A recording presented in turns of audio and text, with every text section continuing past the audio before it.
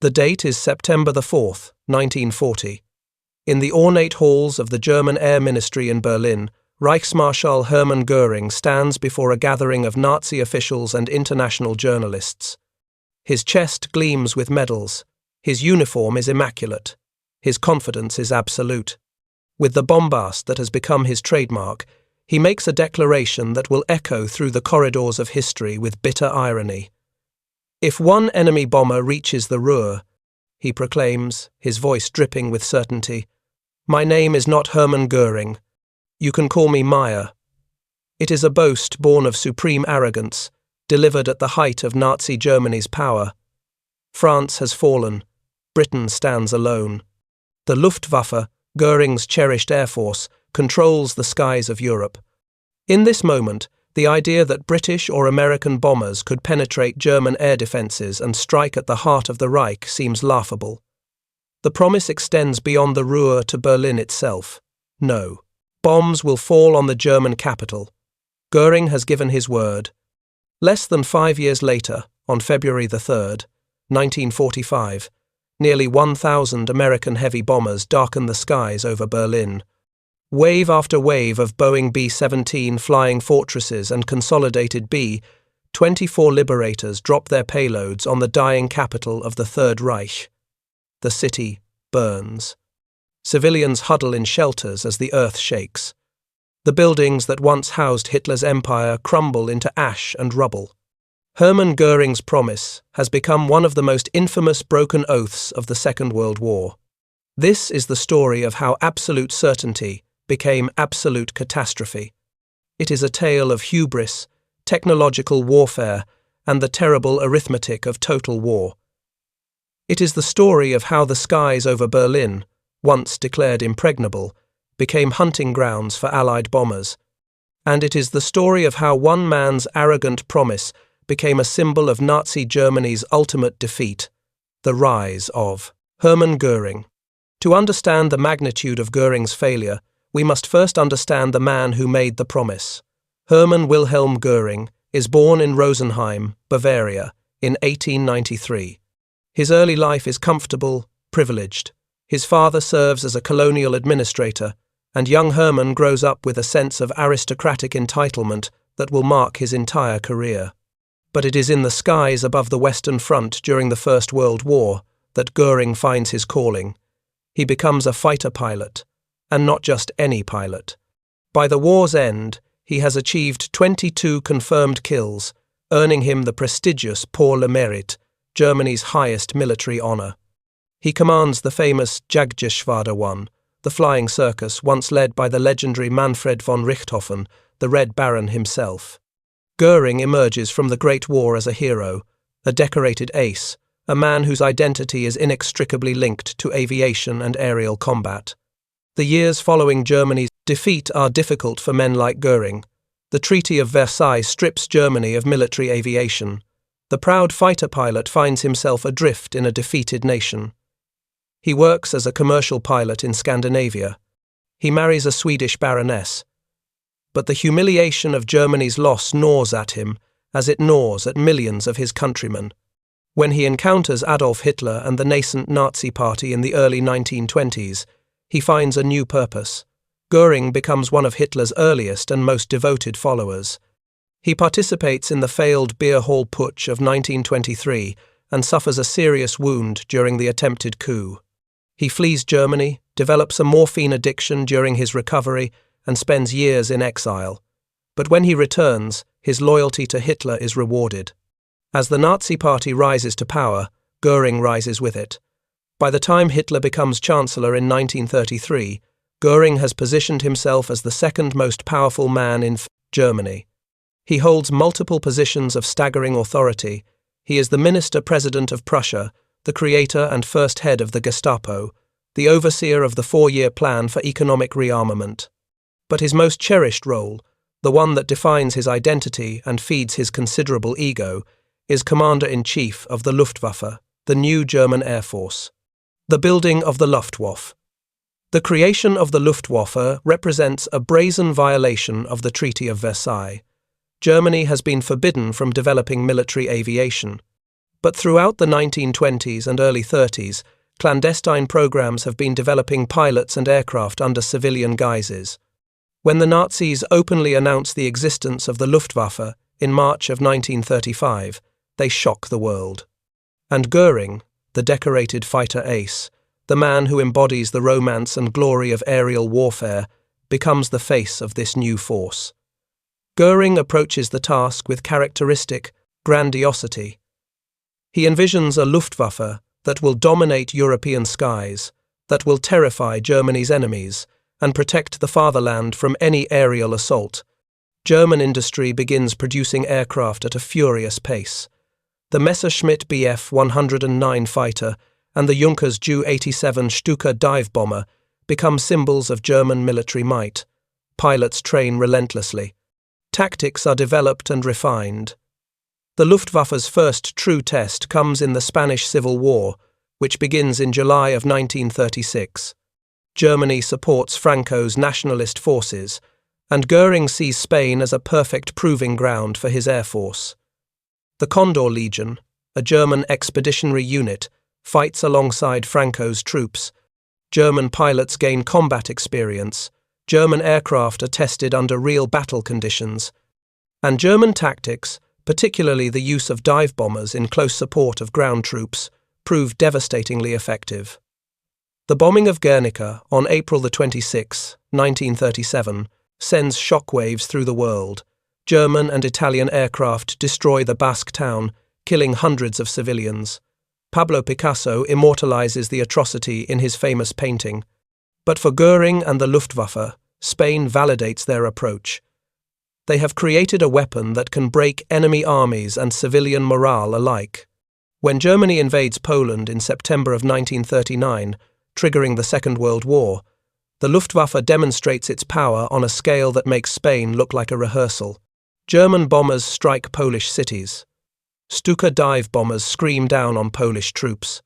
The Luftwaffe achieves air superiority within days. Poland falls within weeks. The world watches in horror and awe. The Luftwaffe triumphant. The spring and summer of 1940 represent the pinnacle of the Luftwaffe's success. During the invasion of France and the Low Countries, German air power proves decisive. The Blitzkrieg, the lightning war that combines rapid armoured thrusts with overwhelming air support, shatters Allied defences. France, the great military power that fought Germany to a standstill for 4 years in the previous war, collapses in just 6 weeks. Göring is triumphant. Hitler promotes him to Reichsmarschall, a rank created especially for him, making him superior to all other German military officers. He adorns himself with increasingly elaborate uniforms and medals. He collects art looted from conquered nations. His ego swells to match his expanding waistline. And his confidence in the Luftwaffe's invincibility becomes absolute. It is in this context, drunk on victory and convinced of German superiority, that Göring makes his infamous promise. No enemy bombers will reach German industrial centres. No enemy bombers will reach Berlin. The Luftwaffe controls the skies. Germany is invulnerable to aerial attack. But even as Göring makes this boast, cracks are beginning to appear in the facade of Luftwaffe invincibility. The Battle of Quat, Britain, which rages from July through October of 1940, does not go according to plan. Hitler wants to invade England, but first, the Luftwaffe must achieve air superiority over the Royal Air Force. Göring assures Hitler it will be easy. It is not. The British are outmatched in numbers, but they have advantages the Germans underestimate. They have radar, which allows them to detect incoming raids and scramble fighters efficiently. They have the Spitfire and Hurricane fighters, which prove more than a match for German aircraft. They have determined pilots fighting over their own homeland, and they have the will to resist. The Luftwaffe suffers heavy losses over Britain. German bombers prove vulnerable to British fighters. The vaunted Stuka dive bomber, so effective in Poland and France, is a sitting duck for Spitfires. Göring keeps changing tactics, switching between targeting RAF airfields, aircraft factories, and then, fatefully, British cities. The Blitz, the sustained, bombing campaign against London and other urban centres, kills thousands of British civilians but fails to break British morale or destroy the RAF. By late October of 1940, Hitler postpones the invasion of Britain indefinitely. The Luftwaffe has failed in its primary objective. For the first time, German arms have been checked. And for Hermann Göring, it is the beginning of a long, humiliating decline, the first bombs on Berlin. Even before the Battle of Britain ends, British bombers have already made Göring a liar. On the night of August the 25th, 1940, RAF bombers strike Berlin for the first time. The raid is small, the damage minimal, but the psychological impact is enormous. Berliners, who have been assured they are safe from enemy air attack, realize their leaders have been wrong. The city begins building shelters and instituting blackout procedures. Göring is furious and embarrassed. He had promised this would never happen. But he and the Nazi propaganda machine scramble to minimize the significance. They claim the raid caused no real damage, that British bombers barely penetrated German defences, that this was a desperate, futile gesture by a dying enemy. But the British keep coming. Throughout the remainder of 1940 and into 1941, RAF Bomber Command continues launching raids against German cities, including Berlin. These early raids are often ineffective. Navigation is difficult. Bombers fly at night to avoid German fighters, but this makes accurate bombing nearly impossible. Many bombs fall in fields and forests. The damage inflicted on German war production is negligible, yet even these relatively minor raids serve a crucial purpose. They demonstrate that Germany is not invincible. They force the Germans to devote resources to air defense. They tie down fighter units and anti-aircraft guns that might otherwise be deployed at the front. And they give the British public, enduring the Blitz, the Cuspia, the satisfaction of knowing their own bombers are striking back. For Göring, each raid represents another humiliation. His Luftwaffe, which was supposed to prevent any enemy aircraft from reaching Germany, cannot stop the British bombers. Hitler, whose vanity cannot tolerate the idea of Berlin being bombed, grows increasingly angry with his Reichsmarschall. The special relationship between the Führer and his loyal deputy begins to fray. The expanding air war. The character of the air war changes dramatically in December of 1941, when the United States enters the conflict following the attack on Pearl Harbor. Now Germany faces not just the RAF, but also the mighty industrial power of America, and the Americans have their own ideas about strategic bombing. The United States Army Air Forces believe in precision daylight bombing. Unlike the British, who have switched to nighttime area bombing after suffering unsustainable losses during daylight raids, the Americans are convinced their heavily armed bombers can fight their way to targets in broad daylight and destroy them with precision. The centerpiece of this strategy is the Boeing B-17 Flying Fortress, a four-engine heavy bomber bristling with machine guns. The B-17 is an impressive machine. It can carry a substantial bomb load, fly at high altitude, and absorb tremendous punishment. Groups of B-17 seconds flying in tight formation can put up a wall of defensive fire against attacking fighters. The Americans believe these bombers, operating in mass formations with fighter escorts, can strike at the heart of German industry and cripple the Nazi war machine. But it will take time for American air power to build up in Britain. The first heavy bomber units begin arriving in the summer of 1942. Their early missions are small, tentative affairs as crews learn the realities of combat over Europe. German fighters and anti-aircraft defenses are far more formidable than anything the Americans have encountered in training. Losses are heavy, but the American bombing campaign is just beginning. Meanwhile, the RAF continues its nighttime offensive. British bomber losses are also heavy, but Air Marshal Arthur Harris, the commander of Bomber Command, is a firm believer in area bombing. His strategy is to destroy the industrial capacity of German cities and break civilian morale through sustained bombing. On the night of May 30th, 1942, Harris launches Operation Millennium, sending more than 1,000 bombers against Cologne in a single night. It is the first of many devastating raids against German urban centres. Germany's air defences grow more sophisticated in response. The Luftwaffe establishes elaborate networks of radar stations, searchlights, anti-aircraft guns, and night fighter units. German fighters develop tactics for attacking bomber streams at night. Cities build massive flak towers, enormous concrete structures bristling with anti-aircraft guns. But as German defences improve, so do Allied tactics and technologies. It is a deadly race between offence and defence, and thousands die on both sides. The Eastern Catastrophe. While the air war over Germany intensifies, the Luftwaffe is being bled white on the Eastern Front.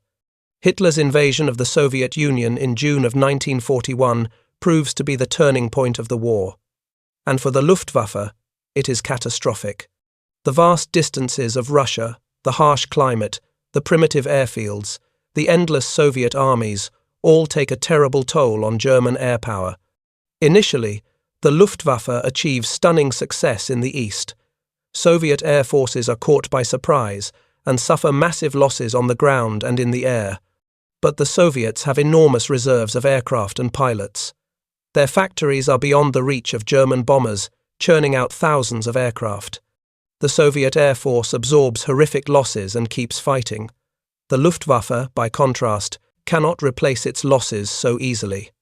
German aircraft production, while substantial, cannot match the combined output of the Soviet Union, Britain, and America. More critically, the Luftwaffe cannot replace its experienced pilots. Training new pilots takes time and fuel, both of which are increasingly scarce. Every veteran pilot lost over Russia, over Britain, over the Mediterranean, represents irreplaceable experience. Göring's attention to the Luftwaffe's growing crisis is sporadic and ineffective. He spends more time enjoying his looted art collection at his palatial estate, Karin Hall, than addressing the fundamental problems facing German air power.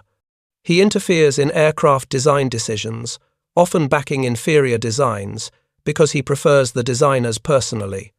He makes unrealistic promises to Hitler about what the Luftwaffe can achieve, then blames subordinates when those promises cannot be kept.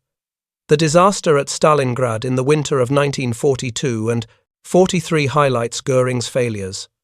When the German Sixth Army is surrounded, Göring promises Hitler that the Luftwaffe can supply the trapped troops by air. It is a wildly unrealistic pledge. The Luftwaffe lacks the transport aircraft, the fuel, and the airfield capacity to deliver the necessary supplies. The attempt fails miserably. The Sixth Army starves and freezes. When it finally surrenders in February of 1943, it marks the first major defeat of a German army in the war. Göring's empty promise has contributed to catastrophe. The combined bomber offensive. In January of 1943, President Franklin Roosevelt and Prime Minister Winston Churchill meet at Casablanca and formally commit to the strategic bombing campaign against Germany. The combined bomber offensive, as it becomes known, will see the RAF bombing by night and the USAAF bombing by day, giving the Germans no respite. The goals are ambitious: destroy German industrial capacity, disrupt transportation networks, undermine civilian morale, and ultimately make the eventual invasion of Western Europe possible. For the Americans, the learning curve has been steep and bloody. Daylight bombing raids deep into Germany suffered devastating losses. The B-17 seconds and B-24 seconds, for all their defensive armament, prove vulnerable to German fighter attacks. Without long-range fighter escorts, bomber formations are picked apart by Luftwaffe interceptors. The raid on Schweinfurt in October of 1943 costs the Americans 60 bombers in a single day. Such losses are unsustainable. But American industry is solving the escort problem.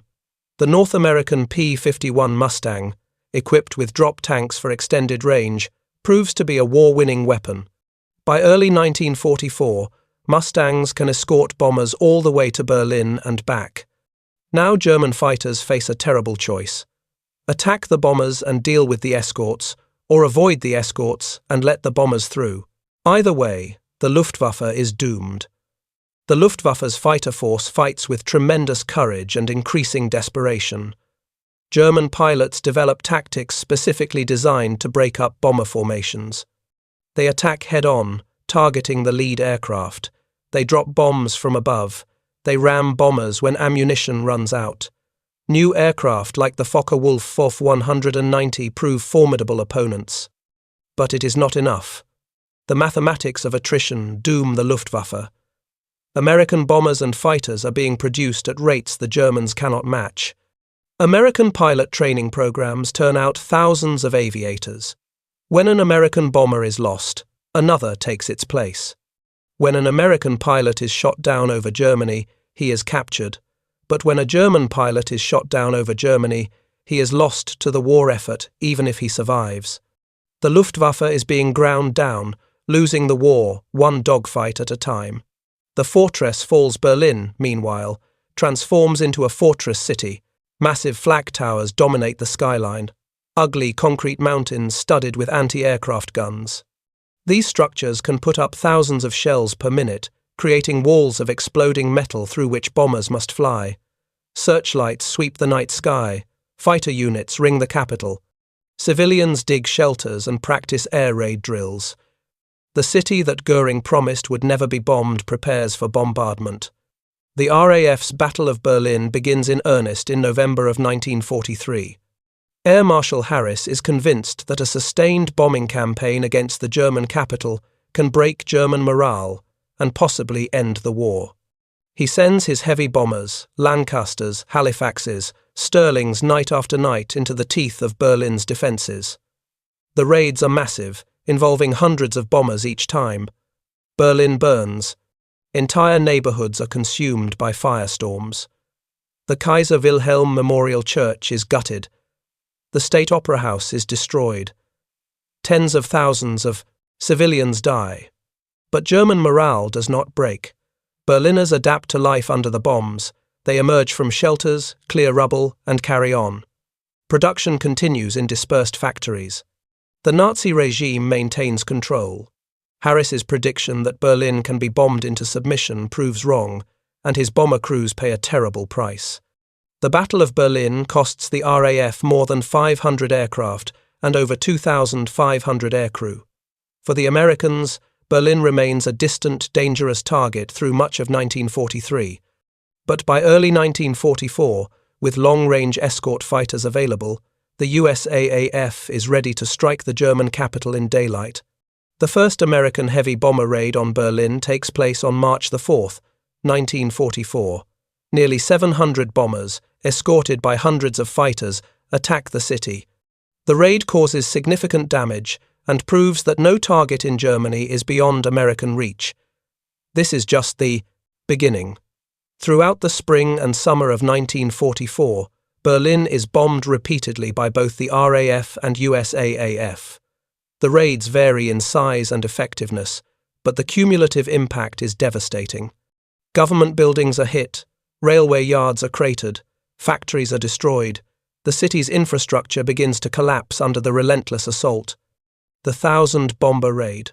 On February 3, 1945, the Americans launch one of their largest daylight raids on Berlin. Nearly 1,000 B-17 flying fortresses and B-24 Liberators, escorted by more than 600 fighters, head for the German capital. It is a massive demonstration of American air power, a sledgehammer blow against the dying Reich. The raid is part of Operation Clarion, a coordinated assault on German transportation networks. The bombers target railway stations, marshalling yards, and government buildings. The Tempelhof area is hit hard. The Anhalt railway station is destroyed. Fires spread across multiple districts. Over 3,000 Berliners are killed. Thousands more are wounded or made homeless. The Luftwaffe can mount only token resistance. Fuel shortages limit sorties. Many experienced pilots are dead. The new jet-powered Me-262 fighters are too few to make a difference. American Mustangs and Thunderbolts sweep aside what German fighters do appear. The bombers reach their targets and deliver their payloads with relative impunity. This raid, while not necessarily the single most destructive attack on Berlin, becomes symbolic. Nearly 1,000 American heavy bombers over the German capital represent the complete reversal of Göring's promise. The man who said no bombs would fall on Berlin, who staked his name on the Luftwaffe's ability to protect German cities, has been utterly, catastrophically proven wrong. The bombing continues through March and April of 1945. The raids grow less frequent only because there are fewer targets left, worth bombing. Berlin is in ruins. The Soviet Red Army is approaching from the east. The Reich is collapsing. The Luftwaffe has been reduced to a shadow of its former self, barely able to mount any defense at all. The fall of Hermann Göring's personal decline mirrors that of the Luftwaffe. Once the dynamic fighter ace, he has become a bloated, morphine-addicted dilettante. His elaborate uniforms can barely contain his bulk. His attention wanders from the desperate military situation to his art collection, to his pet lion cubs, to the design of fantastical new medals and awards. Hitler, who once doted on his loyal Reichsmarschall, now views him with contempt. The Führer blames Göring for the Luftwaffe's failures, ignoring his own impossible demands and strategic blunders. Göring, in turn, makes increasingly desperate and unrealistic promises about wonder weapons that will turn the tide. He speaks of jet fighters, of rockets, of massive bombing raids that will devastate Allied cities. None of it materializes in sufficient numbers to matter. As Berlin falls to the Soviets in April of 1945, Göring flees south to Bavaria. In a final act of self-delusion, he sends a telegram to Hitler asking permission to assume leadership of the Reich if Hitler is trapped in Berlin. Hitler, in his bunker beneath the burning capital, interprets this as treason and strips Göring of all ranks and positions. The once mighty Reichsmarschall is expelled from the Nazi Party in disgrace. When Germany surrenders in May of 1945, Göring surrenders to American forces.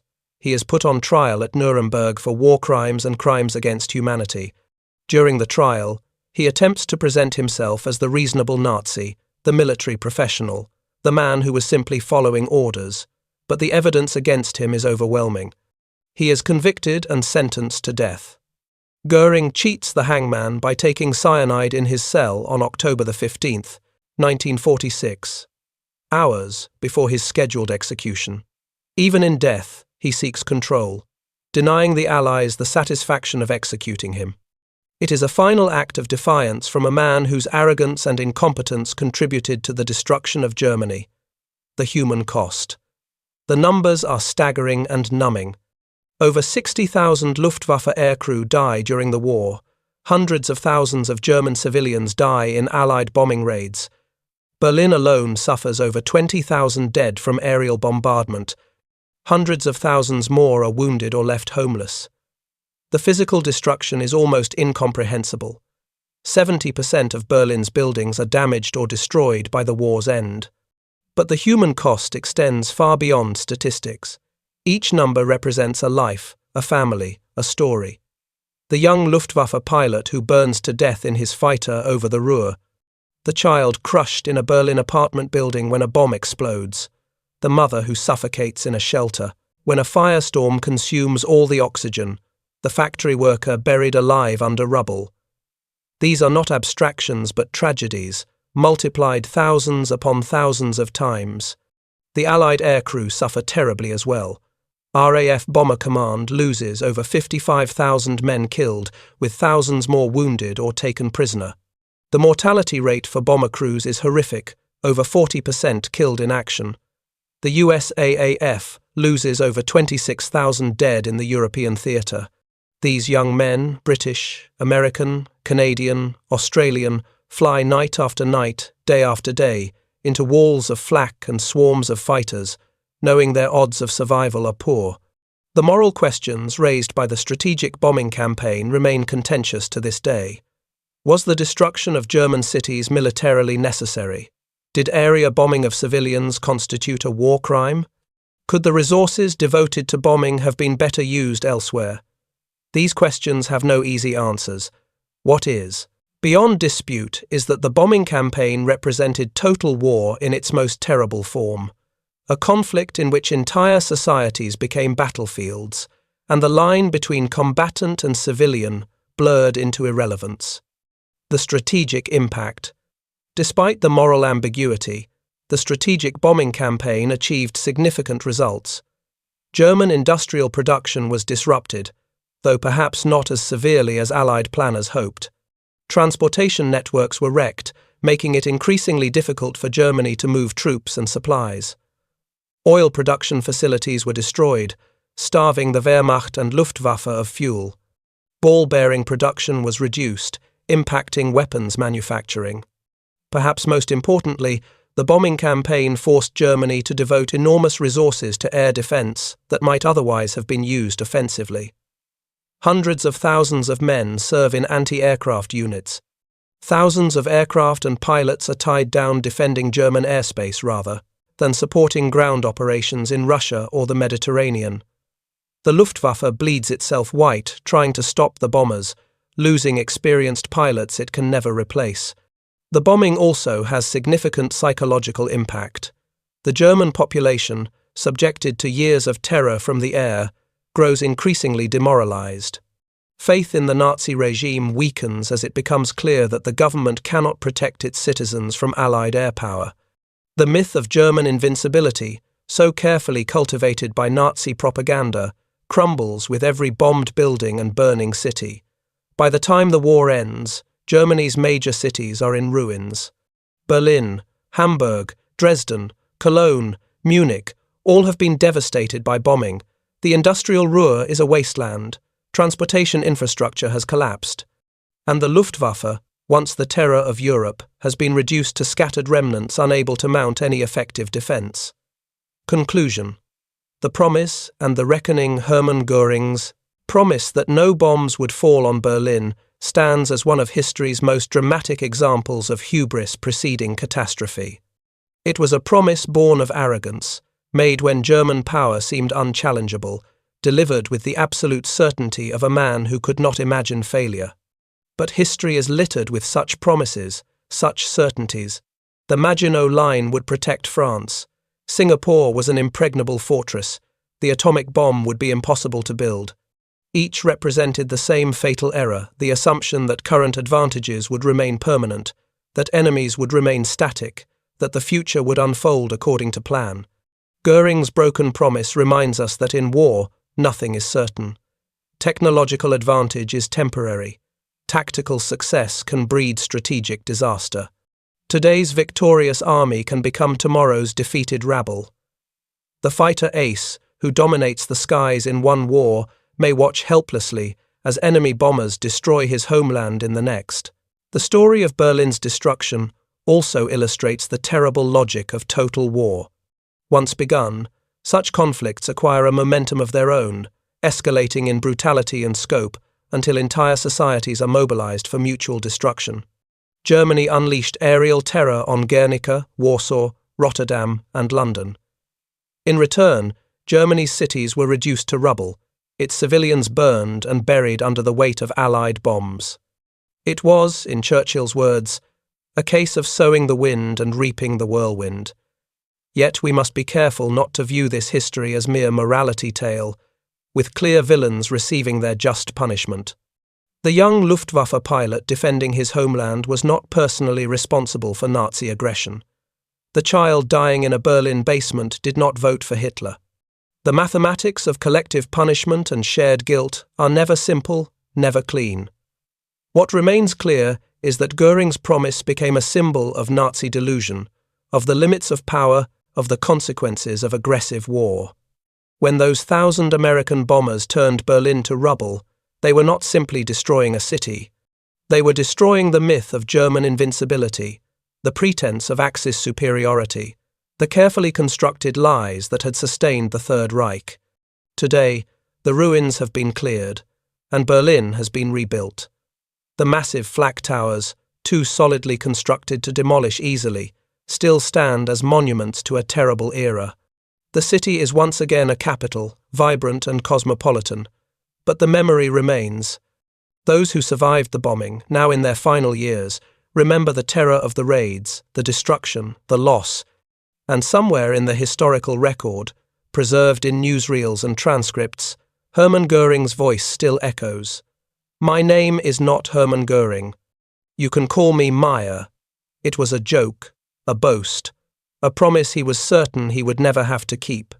History called him Meyer, and history buried him beneath the rubble of his broken promises, amid the ruins of the city he swore to protect.